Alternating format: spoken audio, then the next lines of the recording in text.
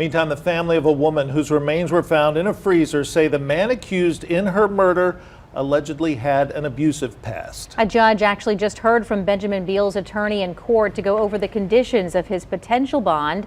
David Jones takes a closer look at the other violent accusations Benjamin Beale faces. His release is unacceptable. Hold Benjamin Beale on zero bond. I'm assuming they took his firearms, but it's really unpredictable to think what a person that could do something that he's already done would do. Micah Dardar is the husband of Julia. He says his wife's dismembered body was found in a freezer on Benjamin Beale's 9th Ward property. Dardar is fearful of Beale's release. We obtained records that paint an unstable picture of Beale. In an arrest warrant, police wrote a woman contacted them after the murder arrest in the Julia Dardar case. She said she married Beale in early March of last year. According to the warrant, she told investigators she did not stay with him long, and in August 2021, the warrant says Beale threatened her at her new Frenchman Street home. Beale allegedly called and asked her to come clean Beale's house. According to the warrant, she says Beale showed up at her home after she refused and banged on her back door with a 5-foot-long tree branch.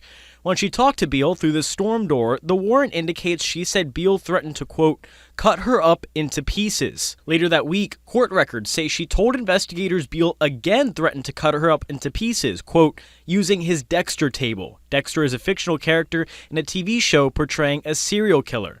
The warrant also says she told police Beale was only violent on drugs, but was using them more often. She also alleged in the warrant Beale's intimidation was becoming more frequent, and more people were finding out Beale allegedly abused women. When she came to investigators last week, she said Beale had a gun that he used to kill alligators. There's people that want to speak out, but they're afraid. They're afraid of him getting out.